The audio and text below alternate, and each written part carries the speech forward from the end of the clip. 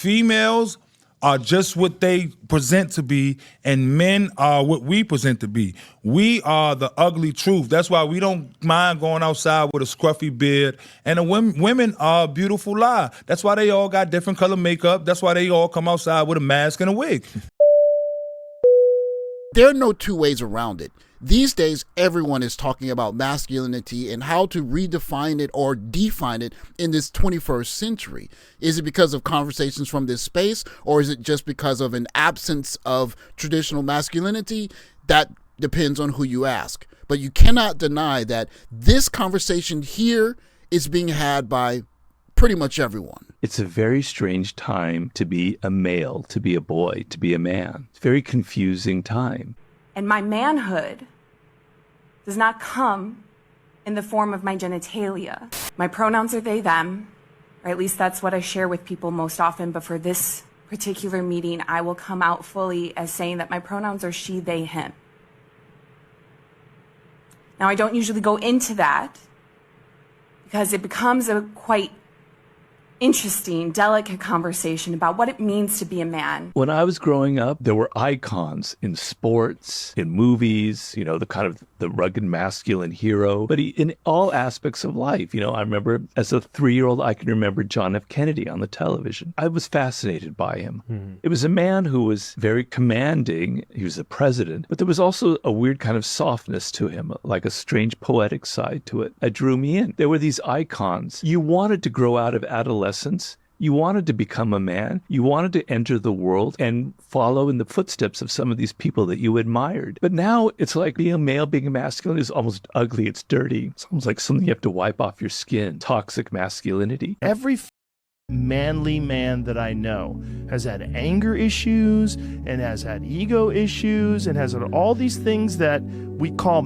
toxic masculinity. All these things that befall so many men. But you know, there's something you have to say about testosterone. It can turn ugly, but it drives you. It makes you do things. It's got a positive element. It gives you ambition. It makes you go out and do things. 12,000 years ago, it made you go hunt mastodons and kill them with your other members, right? There's a long history of men fighting in wars, protecting families, hunting and gathering, and needing to have this ability to perform violence and this ability to be aggressive. Yeah.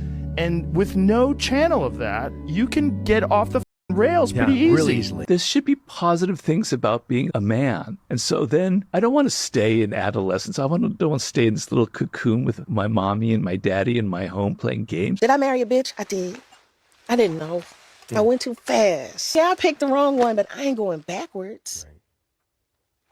Right. I'm living this thing. And I'm you know, I'm not perfect. What is that? What is perfect? I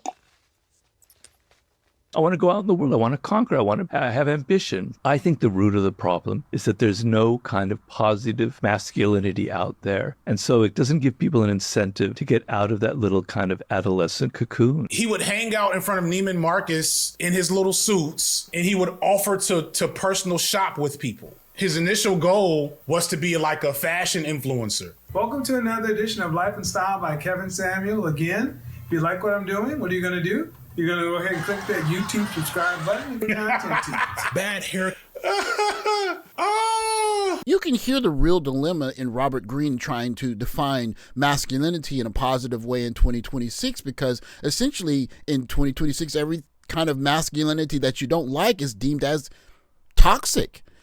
I would think someone like FD Signifier should actually be championing someone like Kevin Samuels. He wasn't the traditional bulky, tall, athletic guy who was relying on his athletic prowess to get young ladies, I guess, if you want to call it that way, because that's deemed toxic now. He was a STEM degree graduate, and he was talking about upgrading your image as men. It should be celebrated because, again, toxic masculinity in 2026 is any kind of masculinity that you don't like, as presented by FD Signifier here. You're going to go ahead and click that YouTube subscribe button and get content to you.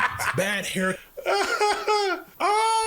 He was a geek. He was a chemist. That was his original content. It's probably still, I doubt it's still on this channel. Let's see. Oh, nope. It's all still here. It's all still here. All of this cringe cologne reviews are still here. Look at this dude. You're going to go ahead and click the subscribe button on the YouTube because you're a nice person and it doesn't cost you one dime and it helps me make little pieces of pennies.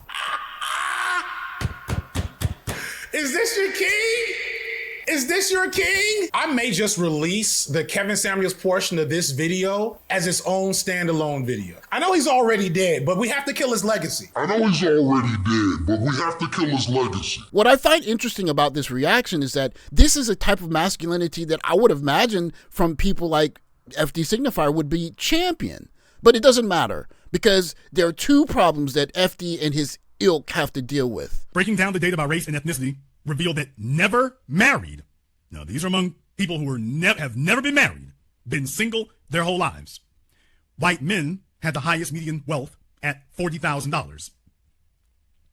Race and ethnicity were important to consider when looking at wealth gaps because such disaggregation, look it up, usually exposes more substantial financial gaps.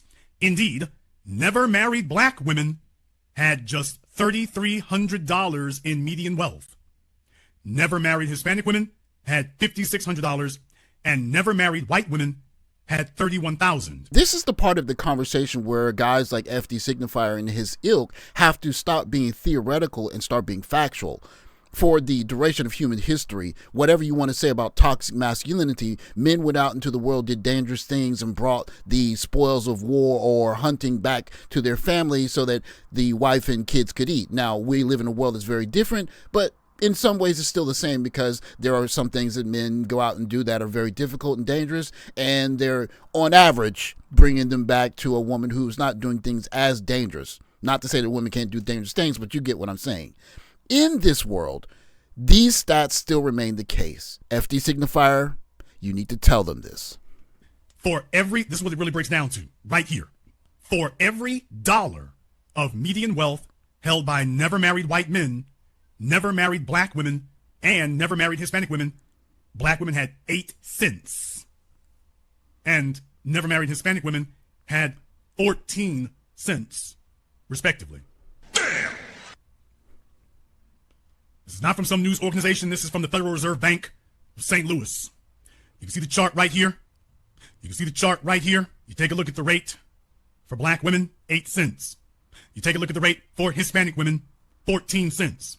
You take a look at the rate for black men, 21 cents. I'm sure that there are some guys that will see my content along with other guys' content in this space and call us, quote unquote, Kevin Samuels bootlickers. First of all, I don't really care about your opinion of me. But second, I'm more interested in the idea of what Kevin Samuels did. He was a man in his 50s. He should be able to speak from a place of authority and say, hey, guys, I've been in 2 marriages. I've seen what I did right, what I've done wrong, and we need to get more marriage because what's coming is not going to be pretty. Black men, your job is A, B, and C. Black women, your job is X, Y, and Z. Let's get this together and let's go. That was labeled toxic. And I could speak as to why this first problem that FD Signifier is not addressing is an issue, but I think that someone can do it better than me. Mr. Z? FD. See, we could have had 29, damn near 30 cents if black women were on black men's program, but they would rather have their little 8 cents. That's what really matters, FD. Your content, whenever you mention the Black Manosphere or Kevin Samuels and you dance on his grave, shout out to you, means really nothing, okay? So you give the kind of woke crowd some feel good, right? Black women feel good and they live in the struggle. And I mean, if that's your goal here, is just to make them feel good as they sink beneath the waves of poverty and struggle, I guess you are accomplishing your goal, right? That quote unquote do no harm reduction goal, even though what y'all are actually doing is just causing black women to be even more delusional than they already are. But okay. Huh? Y'all just playing hymns and songs and the instruments on a sinking Titanic. I may just release the Kevin Samuels portion of this video as its own standalone video. I know he's already dead, but we have to kill his legacy. And here's your second problem, FD Signifier. You spoke earlier of wanting to build some kind of fence around the space and kind of corral the space with your network, but how do you build a fence around something that's become the culture? You can hear the influence of the space in this conversation between Shannon and Wale. How about this? Do you believe women still pursue men like they once did? I don't know. That's another place. That's another place. I'm kind of jaded with that. I don't know. Jaded. You know what I'm saying? I don't know. Because it used to be women would ask a guy out. I think I'm warped because we on social media era. Like Social media is warped. I don't know because like I remember a long time ago I was talking to this one girl, and I don't know, man. I didn't think nothing was gonna happen from it, but it was whatever. We on the phone, whatever. Like third conversation, she brought up a bag, and I'm like, oh, you got me confused with one of these that don't got no charisma or no nothing, no conversation, and they pay you in bags for your time. Like I know, not you know what I'm saying? Like none of that on this side, and that's what I think that people think it is now. Like these women, not because that sounds very red pillish. Nah, we ain't doing it. Yeah, but we're just saying like. Now, why did he feel the need to put that disclaimer in there? Probably because he wants to protect his pockets and whatnot, but why would he say that? And the answer is because he's listening. Simple as that. You know who else is listening? So there was it's a messed up situation. And I don't know if y'all heard about the Birmingham football coach, high school coach, who's coached in, he's been coaching he's 39. Coaching for 15 years or so in the area. So he got killed. Whoa, didn't know you was gonna say that. You didn't hear? He was caught in another man's yes. Wait. So I'll tell you, it's a 39-year-old. He was sleeping with a 21-year-old in the house that she shared with her man, who was 23. Uh-huh. So that 23-year-old man came into his house, found him in the act, shot him and killed him. Uh-huh. Now, pay attention to the take that these gentlemen have with this story, because traditionally the story would be both of those men are no good, that's toxic masculinity, but there's a point of view that traditionally hasn't been there, or at least not recently, that has come back, and I believe that is directly related to this space. And so that's the funny thing about TikTok. That's the whole story? Well, that's the story. But I'm waiting to give you my opinion. Yeah, that's the story. Mostly everybody is getting on the man. Obviously, you go into somebody, a man's house, doing the deed. But then there's like a divide. Then some are saying, well, she invited him into the house, and we don't know his story. Go ahead. Did she know she was married? Wait, is she married? Or he knew she was. No, I think they were married. Yes. Know she was married? Did she know that he was married? Did she know she was married? Yeah. Yes. Right? Yes. Did she know she was home? Yes, she knew she was home. Huh? Yes, she knew she was home. Okay. Was this a first time thing? I'm pretty sure it's not. Okay. He's married as well. So when are we going to start holding these women accountable? Mm-hmm. Whatever this fence is that you're building with your network, FD, you guys need to plug some holes, because it looks like it's not working. And it looks like a lot of the talking points that you're trying to contain to this particular space are getting out, because guys are dealing with stuff in the real world, and you don't have any answers for anyone except you guys are bad, you guys are toxic, and you're complaining you are losers in the basement. You're not helping anyone build better relationships or keep families together or just deal with these modern relationships. I mean, this is a former NBA player. He's asking very simple questions. Why is this woman sleeping with a man when she's married? She could have been the instigator of all of this. Married woman meets a high-value coach guy, knowing she's married. She could turn to that guy and say, listen, I'm not going to talk to you. You know I'm married. I don't do that. There's no issue. Everyone is still here, and there's no story in the newspaper about 3 lives with a tragic, whatever you want to call it. Instead, she entertained something, and it led to something that was unfortunate. So where's the accountability on her part? That is new, but it's here. And that accountability conversation, guess where it came from? When are we going to start holding these women accountable? Okay. That's why I wanted to ask. No, and that's a serious thing, because that youngin', he ain't do nothing but protect his wife. Like, I know, like, and we from this, like, and that's what I'm saying. Like, I'm from where I'm from, and we stand on morals where I'm from. Man, to kill you by his wife. Mm-hmm. You understand? So I don't think that young boy did nothing wrong. Yeah. At the same time, I don't think the older guy did anything wrong either, right? Because Mike, he over a listen, man's let me house, tell you, man. let me tell you, He over a man's let me tell house. you, if he her, then 100%. But I got dogs, right? I got loyal dogs. My dogs will bite everybody in here.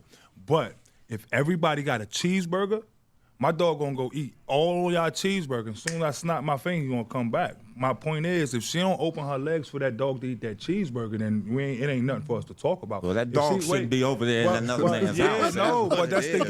game. Yeah, That's the well, game. then Here, now like, but Mike, he's but playing no. the game with your life now. I'm not saying he should have been in that man's house. Now Yeah. he's wrong for Yeah, that. wrong for that. He's wrong, 100% wrong, nigga. Like, you understand? I get that part. What I'm saying is, she's more wrong than he is. Yeah. Because if she don't say yeah, then it ain't he just get left at the doorstep, and then you tell your man what's going on, and they handle it as men rather than come in. You understand? Yeah. It's like Yeah. she's the culprit, because if he didn't rape her, now I'm asking, why didn't you tell me the first time he said hi? That's what these women don't understand. Most it's aren't. like, There it is. You can hear the influence right there. This is a conversation that was forbidden for a while for at least black men for sure. And now you're hearing it on a Big Three podcast. These men are saying, look, it's a tragedy, but this was instigated by a married woman not acting like a married woman. Why are we not calling her into account? If she had simply said, I'm married, this is not what I do, I'm a lady, I don't do that, everybody is still here, and that dude is still coaching that football team. Was the coach wrong? Yes, he was wrong. But was she wrong? Yes, she was. And it's okay to call her out on it. Because otherwise, if you don't, you're going to get a group full of men that don't want to marry women that they cannot trust. like, Most aren't even side if with it you, didn't like- lead to this point, now you and this man got an inside joke behind my back, Yeah. and I put the ringer on. I put the Yeah. right. It ain't the fact that I fuck the table and all that shit. It's bro, when I supply the table and I turn my back, you got another nigga eating off of it. Yeah. It's an That's unfortunate what it is. incident all the way around. And the fact that that man lost his life and she ain't in jail, that's her decision. She decided to broke godly morals, brought somebody into her home, and the man of her house did what the man of her house is supposed to do. I agree with that. Got you. And you know She what? need to be taking accountability. Most aren't saying what we're saying. Yeah, They're on- because most of them, most females will never tell another female to take accountability, because females are just what they present to be, and men are what we present to be. We are the ugly truth. That's why we don't mind going outside with a scruffy beard, and the women are a beautiful lie. That's why they all got different color makeup. That's why they all come outside with a mask and a wig. Real shit, and they never hold their counterparts or their friends accountable, right? And case in point, right? A female paying everything in a household. When they break up, man, that shit burn your PlayStation, right? You better not take anything I bought, right? 100%. Am I lying? You're right. Reverse it. How many people we know from our perspective wouldn't give our grandmother's ring back? Yeah. How many we know from our perspective sitting there got half and half and half and blaming it on the betterment of the kids? It's like, no, when you rich, you get to take it, and when you spending it, y'all get to.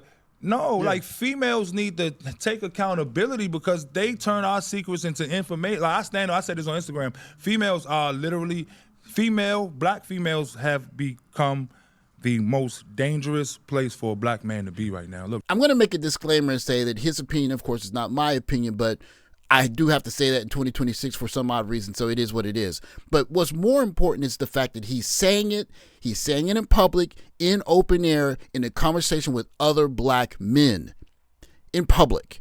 So whatever fence you're building, FD Signifier, you're going to need some more work on it, because whatever you're trying to contain, it is out. These are guys on the Big Three podcast talking about the fact that if this man had a loyal wife, everyone would be okay.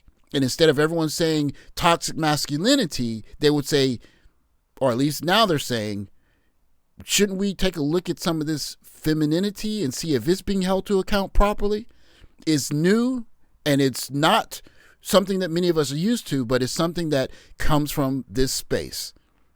And so as much as you want to point at certain people, and more specifically Kevin Samuels, and say you're the problem with all of this, the truth is, one, he's living rent-free in your head. Two, you don't have any plan to save these young ladies that are following you, and their economics are going to show that in a decade or so. And three, the cat's out of the bag. Everybody's been dealing with this, and certainly black men. And you don't have an answer for anyone except you guys are toxic. And toxic masculinity being labeled that now is like sticks and stones. Yeah, I'm a bad man, so what? Now what? And now, I don't think you have an answer for anything besides that. Interesting indeed, isn't it? Thanks for watching. Like, subscribe, comment below. I'll catch you next video. Take care, guys.